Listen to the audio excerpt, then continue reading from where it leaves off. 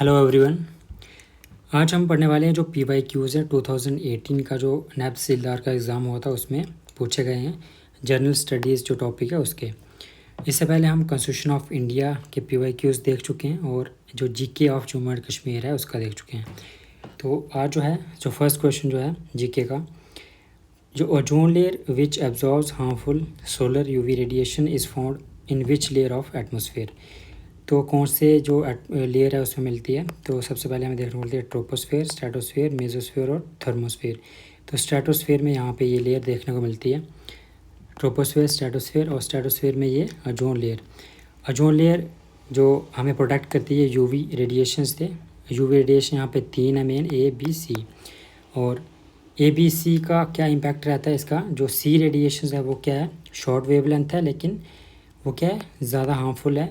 और जो short wavelength है वो क्या करती हैं, जो लेस पेनिट्रेट होती हैं स्किन में, तो इनको एब्जॉर्ब कर दिया जाता है एटमॉस्फेयर के द्वारा कम्प्लीटली। उसके बाद जो बी जो है जिसकी वेवलेंथ ए से कम है और सी से ज़्यादा है, तो उसकी वजह से क्या टैनिंग हो सकती है, स्किन टैनिंग हो सकती है, स्लो ब्लाइंडनेस हो सकती है। ये NCERT में ये मैंशनड है, स्नो ब्लाइंडनेस। कैटरैक्ट हो सकता है, डैमेज DNA को डैमेज कर सकती है, और जो म्यूटेशन हो सकती है। तो ये सारे जो हेल्थ इफ़ेक्ट्स हैं इसके। उसके बाद जो ए जो है सबसे जो लॉन्ग वेवलेंथ है ABC तीनों में से, तो ये अर्थ जो एटमॉस्फेयर है उसके एंटर कर जाती है। तो यही हमने देखा जैसे ABC। तो ए जो है कैटरैक्ट और रेटाइनल डिजीज़ हो सकती हैं। बी जो है जो टैनिंग हो सकती है और स्किन कैंसर भी हो सकता है। और सी जिसको ब्लॉक कर दिया जाता है एटमॉस्फेयर के द्वारा, वो है मोस्ट डैमेजिंग। तो यहाँ पे जो ओजोन लेयर जो है वो डैमेज कैसे हो रही है, डिप्लीट कैसे हो रही है। तो यहाँ पे जो क्लोरोफ्लोरोकार्बन जो है यूज़ किए जाते हैं, मॉलिक्यूल्स जो इमिट होते हैं, और जो अपर जो ट्रोपोस्फेयर से यानी जो स्ट्रेटोस्फेयर में जब एंटर कर जाते हैं, तो वो क्या करते हैं, जो O3 है, ओजोन है O3, तो उनमें से जो एक ऑक्सीजन एटम को क्या कर लेते हैं, अट्रैक्ट कर लेते हैं, और वो एक न्यू जो मॉलिक्यूल बनाते हैं, क्लोरीन मोनोऑक्साइड। तो एक ऑक्सीजन इसके पास चला गया क्लोरीन के पास, तो यहाँ पे बचे O2। तो ये ऐसे ही प्रोसेस ही है जो कंटिन्यू होती है, और उसके बाद जो ओजोन जो है वो ब्रेक होने शुरू हो जाती है, और उसकी वजह से जो ओजोन होल जो है वो देखने को मिलती है। तो यहाँ पे ओजोन बनती कैसे, जहाँ नाइट्रोजन ऑक्साइड्स हैं और जो वोलेटाइल ऑर्गेनिक कंपाउंड्स हैं, वो जब उन पर सनलाइट पड़ती है तो उसकी वजह से क्या बनते हैं, ओजोन। यही ओजोन अगर ट्रोपोस्फेयर में इसको हार्मफुल माना जाता है, बैड जो ओजोन, और अरे यही स्ट्रेटोस्फेयर में है तो ये यहाँ पे क्या करती है, हमें प्रोटेक्ट करती है हार्मफुल यूवी रेडिएशन से। नेक्स्ट क्वेश्चन है, इसको मेज़र कैसे किया जा सकता है, unit of measurement of total amount of ozone, तो इसका है डॉप्सन यूनिट। नेक्स्ट क्वेश्चन जो है सार्क समिट्स पे जो मीटिंग्स हुई हैं, इसका हेडक्वार्टर कहाँ है, काठमांडू नेपाल, और 1985 में इसको इस्टेब्लिश किया गया।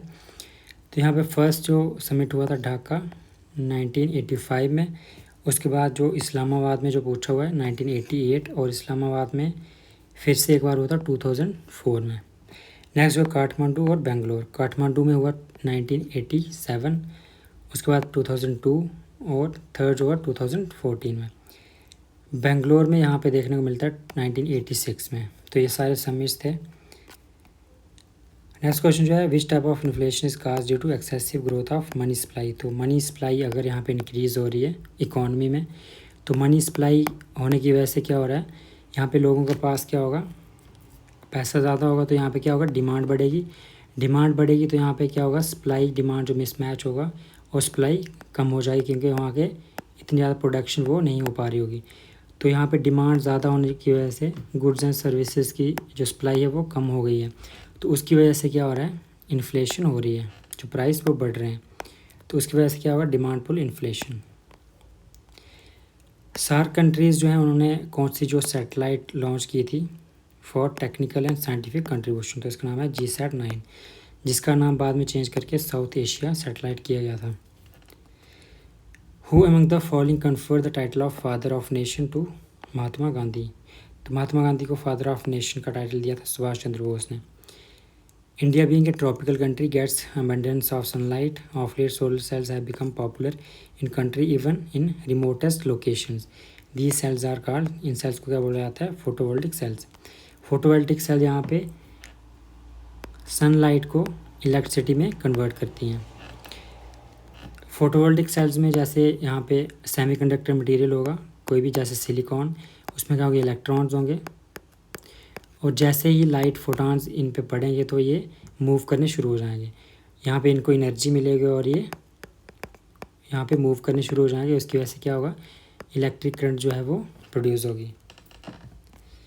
तो बाकी जो सेल्स हैं, ड्राई सेल, ये इलेक्ट्रोकेमिकल सेल, यहाँ पे इलेक्ट्रिकल एनर्जी या केमिकल एनर्जी से यहाँ पे क्या किया जाता है? इलेक्ट्रिक एनर्जी बनाई जाती है। गैल्वेनिक सेल में ऑक्सीडेशन और रिडक्शन रिएक्शंस होती हैं। ऑक्सीडेशन यानी एडिशन ऑफ ऑक्सीजन और रिमूवल ऑफ हाइड्रोजन, रिडक्शन यानी removal of oxygen, addition of hydrogen. Number of members in United Nations economic and social council 54 members हैं। हेडक्वार्टर कहाँ है इसका? न्यूयॉर्क में। Which of the following is not noble gas? Noble gas क्या होती है? जो बहुत ही कम रिएक्ट करती हैं with other elements of the table. तो यहाँ पे जो पीरियोडिक टेबल में जो 18th जो ग्रुप है उसमें हमें helium, neon, argon, krypton, xenon और रेडॉन, ये गैसेस जो हैं वो हैं नोबल गैसेस। और उसके बाद जो 8th है ओजी, ये कभी कभी क्लासीफाई किया जाता है नोबल गैसेस में, ऐसे ये बाहर ही रखा जाता है।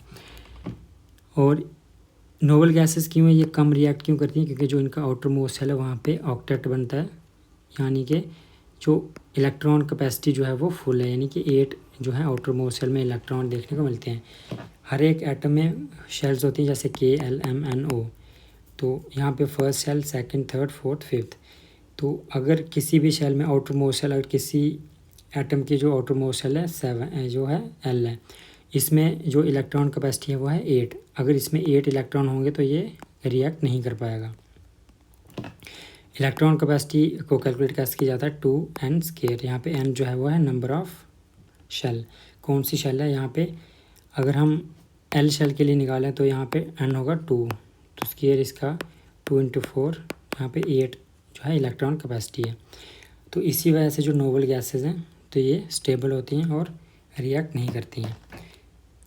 पीरियोडिक टेबल में जैसे हम देखते हैं जो ग्रुप्स हैं 18 ग्रुप्स हैं और जो पीरियड्स हैं वो हैं 7। एटॉमिक साइज की अगर बात करें तो लेफ़्ट टू राइट साइड जाएँ तो यहाँ पे क्या होगा? साइज जो है वो डिक्रीज़ करता है।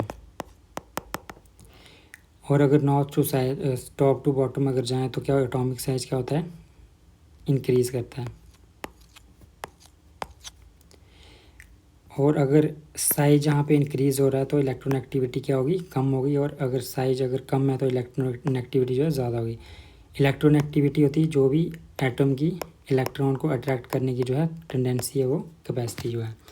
तो इलेक्ट्रॉन एक्टिविटी यहाँ पे एटॉमिक साइज कम हो रहा है तो इलेक्ट्रॉन एक्टिविटी क्या होती है? इंक्रीज़ होती है left to right. Top to bottom यहाँ पे एटॉमिक साइज जो है वो इंक्रीज़ हो रहा है और इलेक्ट्रॉन एक्टिविटी जो है वो कम होगी। नेक्स्ट क्वेश्चन है which of the following is a disease that results in inflammation of the skin and also known as eczema? इसका आंसर है डर्मेटिट्स। नेक्स्ट क्वेश्चन है कॉन्स्टिट्यूशनल अमेंडमेंट एक्ट्स और कौन कौन से जो पॉइंट्स हैं उसमें किस पर्पज़ के लिए लाई गई थी। 61 जो है वोटिंग एज 21 से 18 की थी। 68 यहाँ पे 6 to 14 ईयर्स के जो चिल्ड्रन हैं उनके लिए फ्री एंड कंपलसरी एजुकेशन लाई गई। 73 यहाँ पे पंचायती राज इंस्टीट्यूशंस को कॉन्स्टिट्यूशनल स्टेटस मिला था। In biotic community the primary consumers are herbivores. Herbivores जो हैं वो प्लांट्स को कंज्यूम करते हैं जो प्राइमरी प्रोड्यूसर्स हैं। नेशनल डिज़ास्टर मैनेजमेंट अथॉरिटी जो है इसके जो हेड होते हैं वो होते हैं प्राइम मिनिस्टर। और यहाँ पे जो स्टेट लेवल पे स्टेट डिज़ास्टर मैनेजमेंट अथॉरिटी उसके हैं CM और डिस्ट्रिक्ट डिज़ास्टर मैनेजमेंट अथॉरिटी के हैं DM।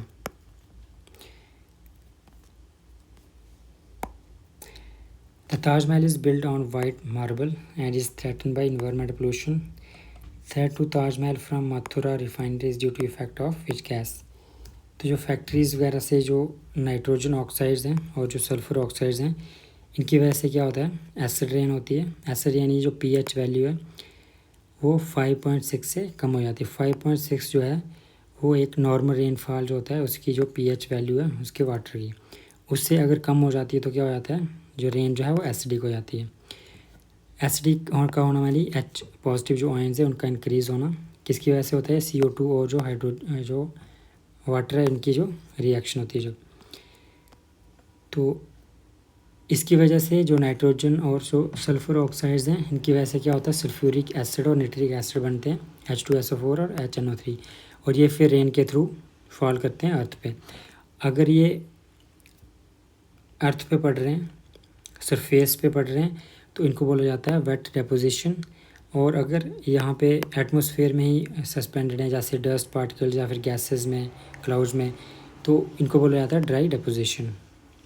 वेट डेपोजिशन और ड्राई डेपोजिशन ये पूछे जा सकते हैं। नेक्स्ट क्वेश्चन जो है, scurvy is caused by deficiency of vitamin C. Incorrect statement from the following. The main constant of biogas is ethane. यहाँ पे इसका जो मीथेन जो है CH4 इसका जो है मेन कांस्टेंट है।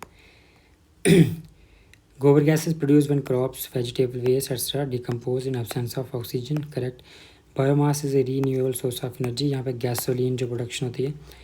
Planting more trees is encourage to ensure clean environment, तो ये तीनों करेक्ट है, इसका जो है आंसर है ए।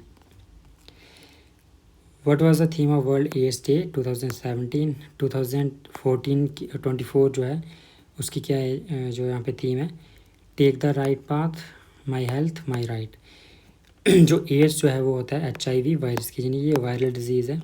इसमें क्या होता है, यहाँ पे जो एक्वायर्ड इम्यूनिटी होती है वो वीक हो जाती है, और यहाँ पे जो पैथोजेंस हैं या फिर जो डिजीज़ हैं उनसे फाइट करने की जो कैपेसिटी है वो कम हो जाती है, ख़त्म हो जाती है। हमारी जो इम्यूनिटी है वो हम 2 टाइप्स में उसको देख सकते हैं, जैसे एक है इनेट और दूसरी है एक्वायर्ड इम्यूनिटी। इनेट जो है ये फर्स्ट लाइन ऑफ डिफेंस मान जाती है, और ये कैसे इनबॉर्न होती है, नेचुरल होती है, जैसे ही इंसान जन्म लेता है उसके साथ साथ ही वो डेवलप हुई होती है। यानी ये जो नेचुरल डिफेंस सिस्टम है, यानी ये इनबॉर्न इम्यूनिटी है, इसको बोलते हैं इनेट। इनेट में हमें जर्नल और जो नॉन स्पेसिफिक रिस्पॉन्स देखने को मिलता है। यहाँ पे कोई भी पर्टिकुलर पैथोजन के अगेंस्ट कोई भी एनकाउंटर नहीं देखने को मिलता। दूसरी जो है एक्वायर्ड इम्यूनिटी जो है डेवलप होती है थ्रू आउट द लाइफ, जैसे इंसान बड़ा होता है तो वो डेवलप होती है उसके साथ साथ, और ये एनकाउंटर करती है पर्टिकुलर पैथोजेंस को, और यही जो है इसकी वजह से एक्वायर्ड इम्यूनिटी की कम हो जाने की वजह से क्या होता है, HIV वायरस यानी एड्स हो जाता है इसकी वजह से। Which among the following countries are latest to enter WTO membership? WTO का जो हेडक्वार्टर है वह जनेवा, स्विट्ज़रलैंड, 1995 में इसको इस्टेब्लिश किया गया था। इससे पहले जो था GATT। Energy that is harnessed from volcanic regions under the earth surface and use to generate power and heat, तो यहाँ पे जियोथर्मल एनर्जी, यहाँ पे इस हीट की वजह से जो अर्थ की जो हीट है उसको यूज़ करके यहाँ पे पावर जनरेट की जा सकती है। तो यहाँ पे जम्मू कश्मीर में हमें देखने को मिलती है पूका वैली, लद्दाख में, हिमाचल प्रदेश में मणिकरण, और बाकी जो लोकेशंस हैं इंडिया में यहाँ पे जियोथर्मल एनर्जी देखने को मिलती है। The Mascarene island located in the east of the Madagascar is a group of islands consisting of Reunion, Mauritius और रोड्रीज। कौन से ओशन में ये है, इसको पूछा गया यहाँ पे, इंडियन ओशन। तो इंडियन ओशन में हमें देखा ये मडागास्कर, इसके ईस्ट में रियूनियन, रोड्रीज, मॉरिशस, तो ये इनको मिला के क्या बनता है, मैस्करीन आइलैंड्स। इंडियन ओशन में और भी जैसे चैगोस, आर्किपेलागो, डिगो गार्सिया, सेशेल्स, कोमोरोस, तो ये सारे हमें देखने को मिलते हैं। Who is the India's member of the international court of justice who was elected in for second term? तो इसका ये इंपॉर्टेंट है, ये करंट अफेयर्स का क्वेश्चन है। ये इंटरनेशनल कोर्ट ऑफ जस्टिस एक प्रिंसिपल जुडिशल ऑर्गन है UN का। काम क्या है इसका, डिस्प्यूट सॉल्व करना स्टेट्स के बीच में सिर्फ, यानी जो जेनोसाइड्स वगैरह या फिर वार क्राइम्स होते हैं तो ये सारे कौन हैंडल करता है, इंटरनेशनल क्रिमिनल कोर्ट। यहाँ पे इंटरनेशनल कोर्ट ऑफ जस्टिस का काम है स्टेट्स के बीच में कोई भी डिस्प्यूट्स हैं उनको सॉल्व करना। हेडक्वार्टर्स कहाँ का है, हेग, नीदरलैंड, 1945 में इसको इस्टेब्लिश किया जाता है। नेशनल ह्यूमन राइट्स कमीशन के हेडक्वार्टर कहाँ पे? Geneva, Switzerland. United nation declaration of humans जो अडॉप्ट की थी कब? 10 दिसंबर 1948। एलपीजी रिफॉर्म्स 1990s में लाए गए थे इंडिया में। According to economist Coulborn, too much money chasing few goods, money ज़्यादा है और गुड्स कम है तो इसकी वजह से क्या हो जाता है? Inflation. In which part of consumption is a state enjoined constitution? यहाँ पे in which part of constitution is a state enjoined to establish Panchayati Raj institutions. तो यहाँ पे डायरेक्टिव प्रिंसिपल्स बात करते हैं आर्टिकल 40 में। स्टेट को वो डायरेक्ट करती है कि यहाँ पे पंचायती राज इंस्टीट्यूशन इस्टेब्लिश किए जाने चाहिए। नेक्स्ट क्वेश्चन है which international non profit organization registered in Belgium under disaster management? यहाँ पे TIEM, the international emergency management society, 1993 में इसको इस्टेब्लिश किया गया था। तो ये था सारे क्वेश्चन जो जर्नल स्टडीज़ के थे। नेक्स्ट वीडियो में मिलेंगे नेक्स्ट टॉपिक के साथ। Thank you.